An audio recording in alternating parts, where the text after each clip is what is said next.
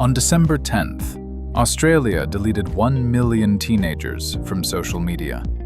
Not restricted, not time-limited, deleted. This is the world's first total ban for under 16s. TikTok, Instagram, YouTube, Snapchat. If you're 15 or younger, you're locked out by law.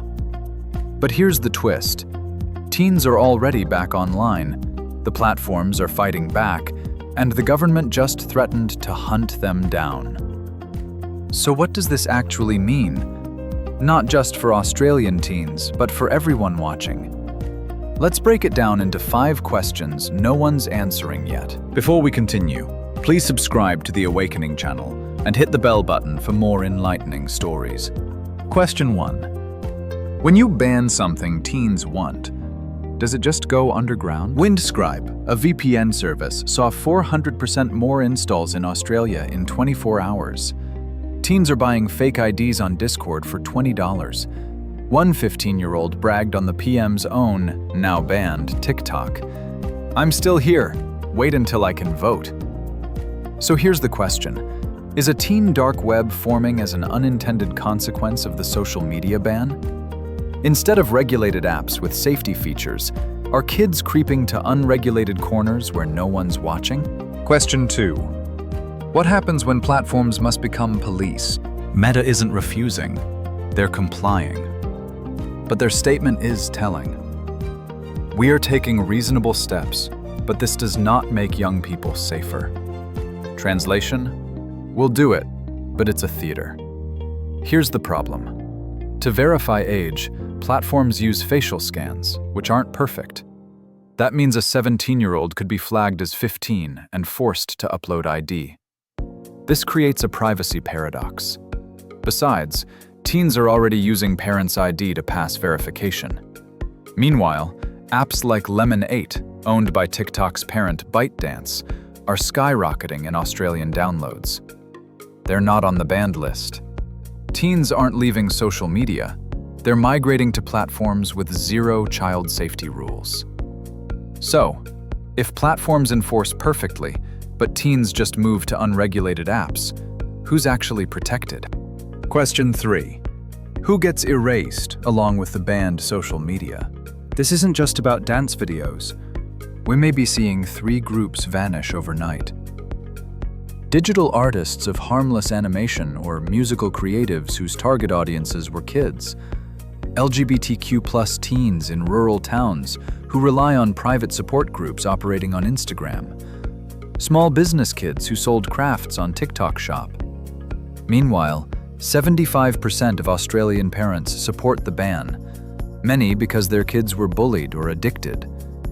Teens who think social media are distractions also support it. So the critical question becomes, how could the conflicting interests of the different groups be balanced in a civilized society? Question 4. What is really at stake that drives such courageous political move? The answer seems obvious. The mental health of the young, fragile mind. Fake news, addictive content, hatred speeches are real threats poisoning the teenage's mind. There is no need for sophisticated researches or scientific tracking on teens' mental health before and after. The majority of parents would take it on faith that banning vicious content will save their kids. However, the real challenge is about what to fill up the released time previously spent on social media. How to ensure that teenagers will actually spend more time on sports, studies, and mindfully engaging with the real world. Besides downloading VPNs to circumvent the ban, what other unintended consequences could be lurking? Question 5. Is social media the right battle to pick for protecting youth mental health? The harm is real. We know endless scrolling, cyberbullying, and addictive algorithms damage developing minds. That's why 75% of parents support this ban. But here's what's not in the ban. In the past 2 years, multiple suicides have been linked to teenagers forming deep attachments to AI chatbots. Unregulated, always available, deeply personal AI companions. These chatbots have no age gates, no safety standards, and no mandatory warnings. Governments worldwide are scrambling to regulate them after the fact.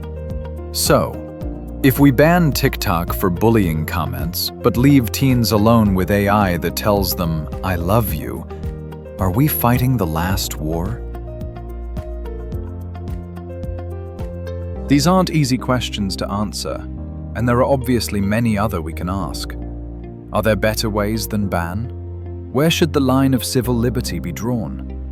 To what extent can and will governments around the world to collaborate on the important agenda of protecting youth mental health? And so on. What are your thoughts? Please drop your comments below. Thank you if you have reached this far. Please remember to subscribe to the channel and hit the bell button for more thought-provoking videos to enjoy and share. Thank you again.